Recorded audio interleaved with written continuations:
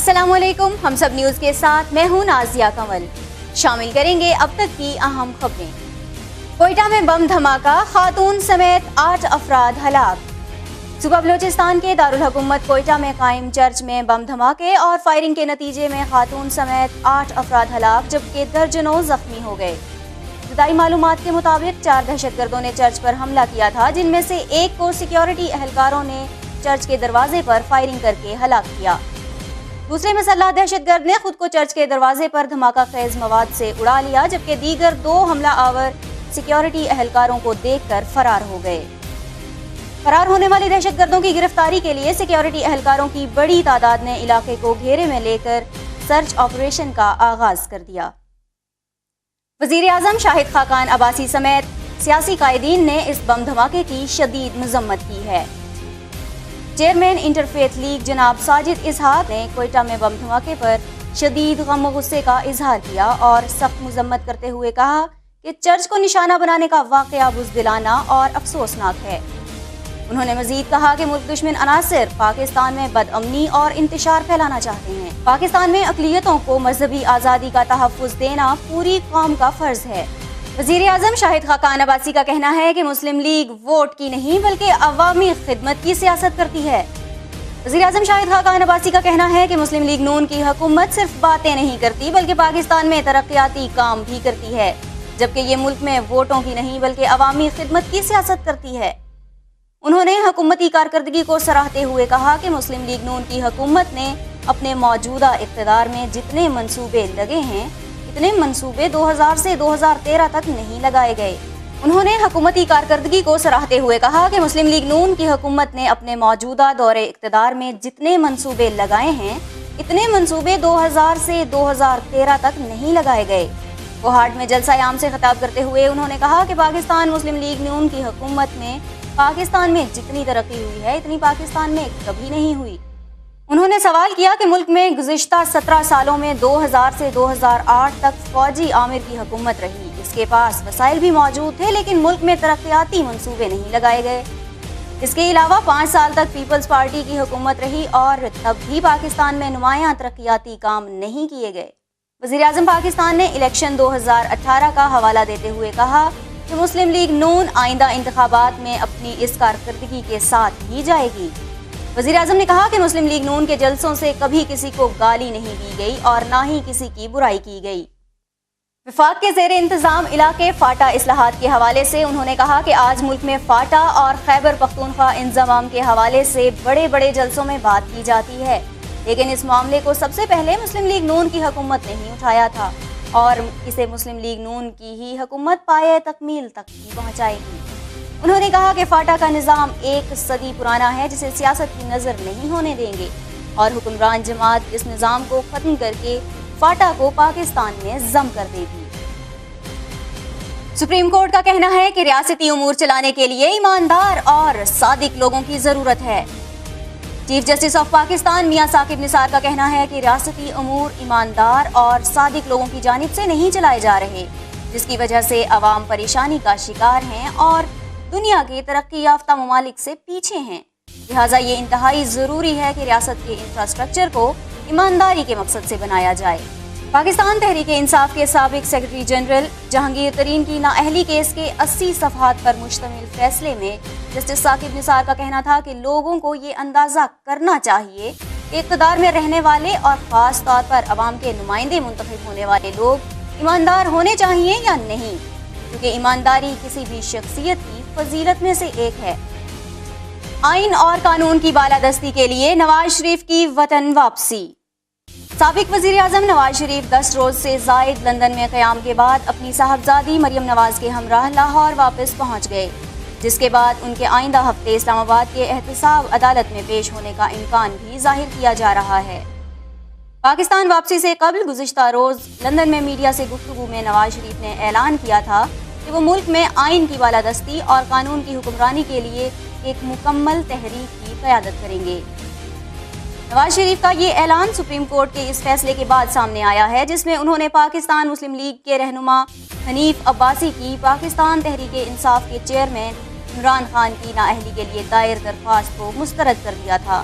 نواز شریف نے supreme court کو تنقید کا نشانہ بناتے ہوئے الزام لگایا کہ عدالت نے ان کے اور عمران خان کے مقدمے میں دوہرا معیار اختیار کیا۔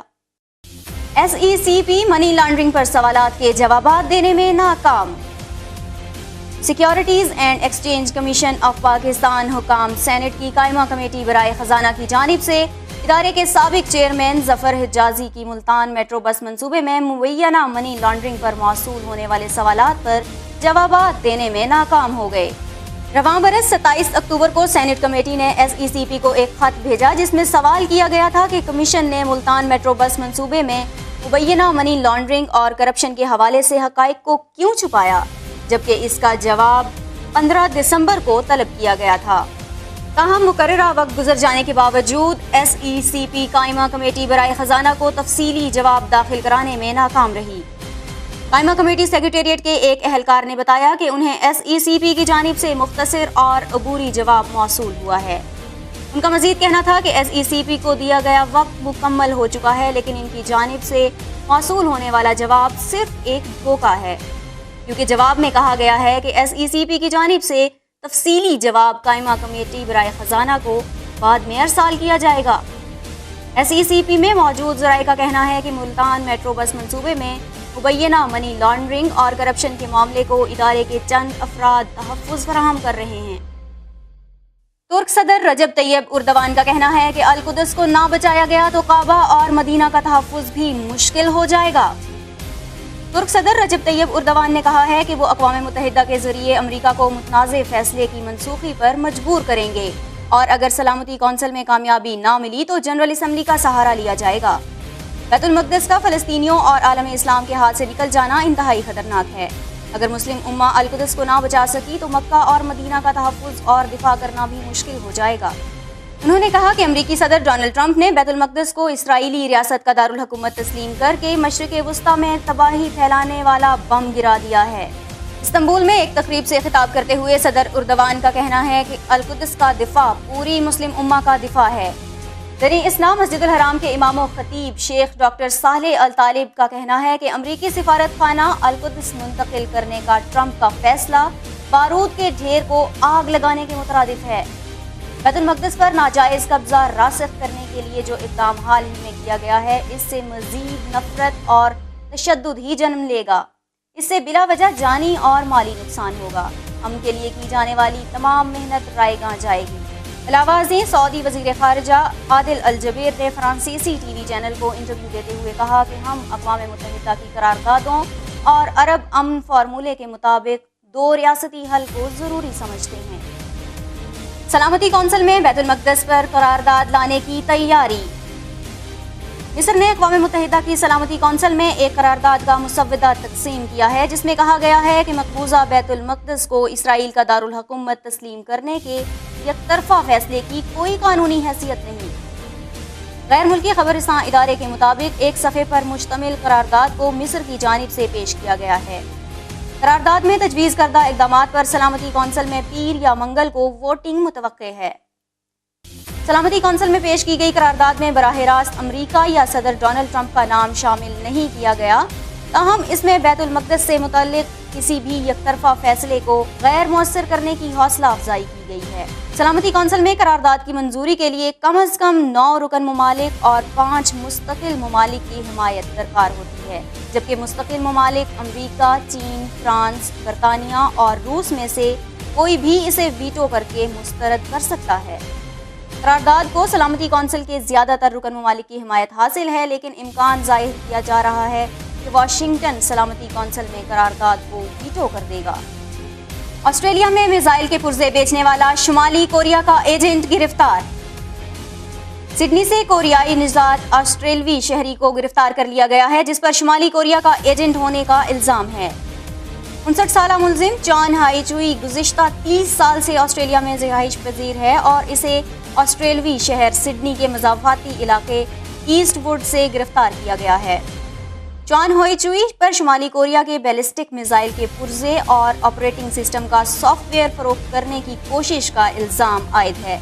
ملزم کو کل عدالت میں پیش کر کے فرد جرم عائد کی جائے گی۔ پولیس نے مزید بتایا کہ ملزم غیر ملکی ایجنٹ ہے اور اس کے خیال میں اس کا یہ اقدام شمالی کوریا کے مفاد میں ہے۔ یہ آسٹریلیا کی تاریخ میں بڑے پیمانے پر تباہی پھیلانے والے ہتھیاروں کی فروخت کا پہلا واقعہ ہے۔ ملزم کی جانب سے لاکھوں ڈالرز کا سودا کیا گیا تھا جسے ناکام بنا دیا گیا۔ امریکہ کے وزیر خارجہ ریکس ٹیلرسن نے کہا کہ شمالی کوریا کی بڑھتی ہوئی جوہری صلاحیتیں امریکہ کے لیے براہ راست خطرہ ہیں اور واشنگٹن ایسی جارحیت سے نمٹنے کے لیے تمام ضروری اقدامات کرے گا۔ ٹیلرسن نے سلامتی کونسل میں کہا کہ دفاع کے لیے تمام راستے موجود ہیں لیکن ہم شمالی کوریا سے کوئی جنگ نہیں چاہتے۔ ٹیلرسن نے جاپان کی طرف سے شمالی کوریا کے جوہری پھیلاؤ سے متعلق بلائے جانے والے اجلاس میں یہ بات کی۔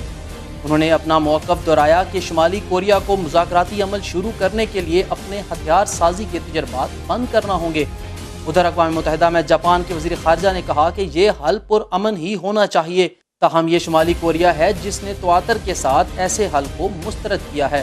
دوسری طرف شمالی کوریا کے سرکاری میڈیا میں شائع ہونے والے ایک مضمون میں صدر ٹرمپ کے خلاف سخت الفاظ میں تنقید کرتے ہوئے ان کی انتظامیہ کے عہدیداروں کو تنبیہ کی کہ وہ اگر رسوائی اور تباہی سے بچنا چاہتے ہیں تو انہیں دانائی سے کام لینا ہوگا۔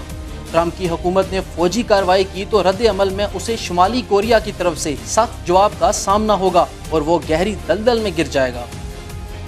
ریلوے کو 5 برس کے دوران 1.58 ارب روپے کا نقصان ہو گیا۔ پاکستان ریلوے کو 5 برس کے دوران 1.57 ارب 95 کروڑ سے زائد کا نقصان ہوا، جبکہ حکومت نے اس عرصے کے دوران 1.77 ارب 86 کروڑ سے زائد کی سبسڈی بھی دی۔ دستاویزات کے مطابق ریلوے حکام نے 2016-17 میں اخراجات میں اضافے کی وجہ سرکاری ملازمین کی تنخواہوں میں اضافہ، جبکہ سپریم کورٹ کے فیصلے کے بعد ملازمین کی پینشن میں اضافہ اور دیگر اخراجات کو قرار دیا۔ راولپنڈی، اسلام آباد سمیت ملک کے بیشتر علاقوں میں موسم سرد اور خشک رہا۔